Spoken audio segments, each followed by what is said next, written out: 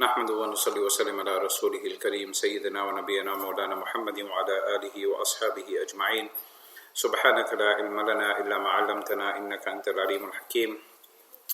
اللهم رب اشرح لي صدري ويسر لي أمري واحلل عقدة من لساني يفقهوا قولي. إن الله وملائكته يصلون على النبي يا أيها الذين آمنوا صلوا عليه وسلموا تسليما. اللهم صل وسلم على سيدنا محمد وعلى آل سيدنا محمد وبارك وسلم. قال الله تعالى في القرآن المجيد والفرقان الحميد بعد أعوذ بالله من الشيطان الرجيم بسم الله الرحمن الرحيم. وإن أردتم استبدال زوج مكان زوج وآتيتم إحداهن قنطارا فلا تأخذوا منه شيئا. صدق الله مولانا العظيم وصدق رسوله النبي الكريم ونحن على ذلك لمن الشاهدين والشاكرين والحمد لله رب العالمين. وقال النبي صلى الله تعالى عليه وسلم من لم يشكر الناس لم يشكر الله أو كما قال عليه الصلاة والسلام. Honorable, respected ulama kiram, hufadh kiram, brothers, elders, mothers and sisters and respected listeners, assalamu alaikum wa rahmatullahi wa barakatuh. Alhamdulillah, on this blessed day of Jum'ah, mashallah, the weather has also opened up a little bit, although we've had some rain. We've had lots of rain this week, alhamdulillah. In some places they've got no rain. We must always be thankful to Allah subhanahu wa ta'ala for whatever we have. The one who is thankful to Allah ta'ala will give for them even more. Yeah, that doesn't mean you thank Allah ta'ala for rain, He'll give you even more. But it's to understand that Allah ta'ala will bless you even. Allah ta'ala will give you increase in your blessings. And talking of blessings, I want to talk about the nikah. The marriage season is coming up. And a few very, very important points. One is the aspect of nikah itself. When the nikah is taking place, the wedding is taking place, what do we do when it comes to our child's nikah? Or our nephew or niece's nikah, or our grandchild's nikah for that matter? How do we carry out the nikah? Do we have to make a big list of hundreds and hundreds of people that if you don't invite the, goodies they say, invite even the plumber, and if they had the milkman today, they'll invite the milkman too. Yeah, because on that basis. That because he's related, now you got to, he did my bathroom 20 years ago, now I have to invite him. Yeah, it's not necessary. As a matter of fact, Hazrat Ja'far radiallahu ta'ala, he comes to Nabi Kareem sallallahu ta'ala alayhi wa sallam. Sorry, not Ja'far, Jabir radiallahu ta'ala. He comes to Nabi sallallahu alayhi wa sallam and he says, Ya Rasulullah sallallahu ta'ala alayhi wa sallam. Actually he was sitting in the company. And Nabi sallallahu ta'ala alayhi wa sallam noticed a yellow stain on his clothing. And that yellow was a sign, it was possibly something like if you see a woman with mehndi, chances are she might have got married. But nowadays everyone, whole khandan puts mehndi, they have to have a special mehndi night for it also. Yeah, Allah make hifazat because of some of the things that go on, and generally it's kept on a Thursday night. Yeah, why? Because Friday you have to feed all the family, so Thursday night. So on a Mubarak night of Jumu'ah, you've got this mehndi night thing going on. And this mehndi night, unfortunately, is very, very sad. These cultural things that, the women are dancing and singing and they're going on like crazy people, whereas none of this is from Islam. Then when the marriage fails, I wonder, he was a useless son-in-law. She was a useless daughter-in-law. She didn't know anything. She couldn't even make toast. But your son doesn't know how to make toast. You're complaining about the girl. Your son doesn't know how to make toast. This thing's a bit sensitive. Like women are also sensitive. You have to be careful. Right, let's see if this makes a difference, inshallah.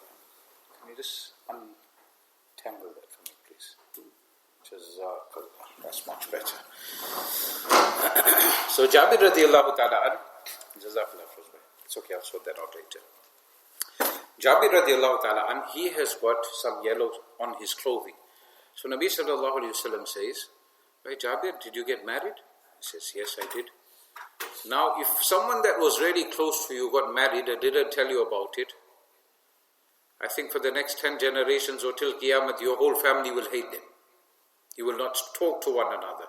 If it's your nephew, niece, or your brother, sister. Nabi sallallahu ta'ala alayhi wa sallam didn't say to him, "Why you never invite me? I'm the Nabi of Allah, I'm your messenger, why you never invite me to come perform the nikah?" He didn't say, you didn't tell us about it. He didn't say, oh, which woman did you get married to? He said, did you make nikah with Bakira or Thayyibah? Was she a virgin or not a virgin? Jabir radiallahu anhu was a young man.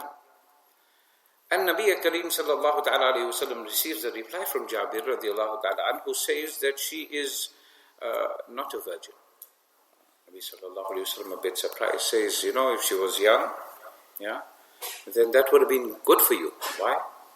Because tula'ibuka wa tula'ibuha. You could play with her, she could play with you. Not play as in toys, obviously you know what I'm talking about. But you could entertain one another. Even better, because she's now similar age to you. وَتُضَاحِكُكَ وَتُضَاحِكُهَا وَتُضَاحِكُكَ. And she could make you happy, you could make her happy. Now you got married to an older woman, but then afterwards he explained to Nabi sallallahu ta'ala alayhi wa sallam that his, because of his siblings being very young, he needed someone who was a bit older, a bit more mature and understanding and could help with also looking after his younger siblings. So when we go for these nikahs, when we have our nikah, so first of all you got the damal, whole week you have to feed the whole khandan. First of all, that's a lot of times is wastage of food. Do you know that almost every single weekend, Friday, Saturday and Sunday, I get phone calls of people saying, I've got a whole pot of untouched biryani or this food or that food. We want to give it away to those people that have come to your food bank. But you want to give it to me now, why? Oh no, it's all left over. But you didn't want to share with the poor people. And Nabi sallallahu ta'ala alayhi wa sallam mentioned about inviting the poor people to the nikah. Not all the highly influential people who already eat enough. But inviting the poor people so that there is barakah. Now you've got leftover, you feel bad that my money mustn't go to waste. And your freezer is not big enough for you to store it for the next 6 months. So now you want to give it to the poor people. Alhamdulillah, we don't take it because we don't serve hot food here. And then I pass them on to someone who will be able to, inshallah, utilize that food. But it's sad that we first and foremost order so much of food that is unnecessary. And that's because you invite so many people that you don't know who's going to come and who's not going to come. And then those people that didn't come, then we feel offended why they didn't come. A person could have a valid excuse for not coming. Allah invites us 5 times a day to the masjid. We don't come, we don't get upset. Allah Ta'ala doesn't get upset with us. You give one invite for your child that is getting married and someone didn't turn up for whatever valid reason. Or maybe they just didn't feel like coming. Maybe they fell ill on that same morning that they were supposed to come. Maybe the car broke down. You're supposed to make excuses for your Muslim brother or sister. So khair, in any case, you have the whole week of feeding. Then like I said, on a Thursday night generally is this Mehndi night. A night wherein Nabi sallallahu ta'ala alayhi wa sallam is receiving information about his ummah and the deeds that they are carrying out.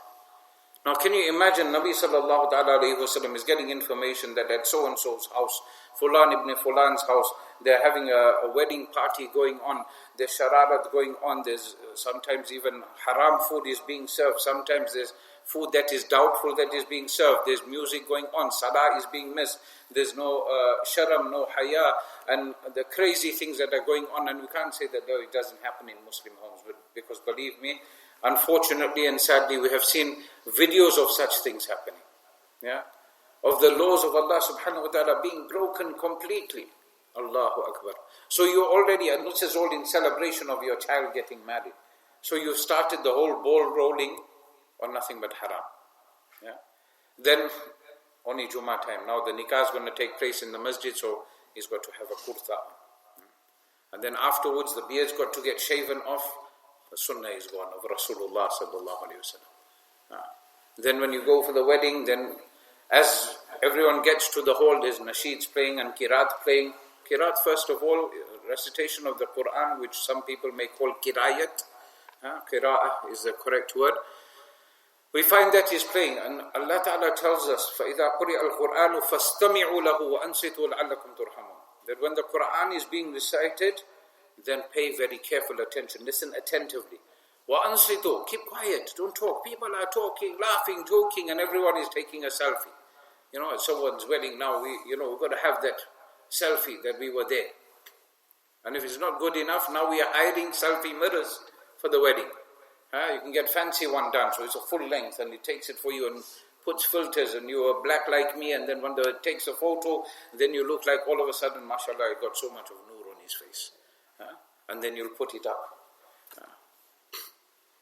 And then the moment the bride arrives, then the Quran goes to nasheeds, which then, because she wanted to hear that, and then after that it goes to music, and then mixing of the males and the females, and this is not Islam.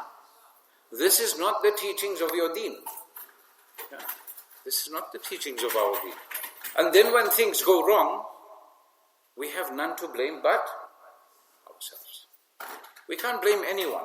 If you live your life, they say if you live by the gun, you die by the gun. Yeah. You live by sin, what do you expect to come out of there? Can we get good? Can we get khair? Can we get barakah when at the wedding itself we are doing so much of wrong? Then there's the walima. And for each occasion, the wife has to have a new outfit. The man has to have a new outfit. Illa mashallah. Some men will turn up there with, old, like they do on Eid Day, in the pajamas. Or the old same clothes they've been wearing for years and years. I always say, and I always will say, when you come to the masjid, please come dressed like you're coming for an occasion, an event. Yeah. People see me like this. Oh, Maulana, why are you dressed like this? You're getting married again. I say, Toba, are you feeling alright? I'm coming for Jummah Salah. Yeah. Jummah, you must dress up. This is better than the day of Eid. So we must dress appropriately. I'm not saying Toba. I'm saying Toba that I don't think I'll be able to do justice to two wives. I don't know if Appa will approve anyway. Although she has said, yes, you can have two wives. But there's a condition attached to that. I won't mention that. But khair. Nikah is a very blessed thing. It's a sunnah. We hear it in every nikah khutbah. What do we hear? Our beloved Master sallallahu ta'ala alayhi wa sallam's word, an-nikahu min sunnati. Nikah is from my ways, my practices. Yeah, and in another hadith he says, فَمَنْ رَغِبَ عَنْ sunnati, the one who moves away, the one who restrains himself from nikah, فَلَيْسَ مِنِّي. Then those people are not from me.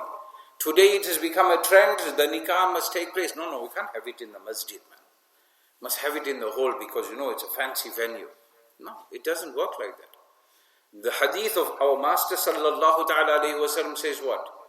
A'linu nikah. That make i'lan of the nikah. Don't seek secret marriage. All you guys that are thinking of getting secret second and third and fourth wives. Got any ideas? Plans? Sure. No? Well, that's it. No secret nikah. Nikah must be public. Everyone must know about it. So tomorrow they see your son or daughter with a person of the opposite sex and they're walking arm in arm or whatever. You should have sharam and haya in the first place. But if they do end up doing that, then at least people know that, we weren't invited for the nikah, doesn't matter. But at least we know the nikah has taken place. Yeah. So, one thing to another. So make i'lan of the nikah. Nabi sallallahu ta'ala alayhi wa sallam says, and where did he command us to do the nikah? Fil masajid. Perform the nikah in the masjid. That's where the barakah is. Not in some fancy hall, not in some fancy venue, or not in someone's barn which has now been converted and made to look nice. That's the latest tradition now. Now you don't want to go to the local halls. Why? First of all, they charge so much. I'd rather go to some farm somewhere. Make everyone go out of their way. Some people it's difficult for them. And not only that, then it becomes a whole day thing. We tell everyone, come 12 o'clock, 1 o'clock food will be served. Guests can arrive from 12 o'clock. First of all, the bride, and the idea is that the bride will arrive at 1 o'clock, so then the food will be served at 1, but she's already planned from well before that she's going to come no time before 2 o'clock. Now you have deceived your guests. You have literally ليس منا من لم يغشنا. I can't remember the exact words. Nabi sallallahu alayhi wa sallam said something to this effect, that a Muslim is not a person who can deceive. A person who deceives. You deceiving people. You are telling them, come, the food will be served at 1. On 1 o'clock, all you've got is, what they call them at the entrance? Finger foods. They've got some fancy name. Canopies. It's not even spelled canopies, is it? Something like that. Okay. Yeah, canopies. We think, no, first wedding invite I got is canopies. No, what canopies? I know a canopy is something totally different which belongs on the back of a pickup truck. Yeah? From South Africa days. So, what canopies? Maybe under the canopy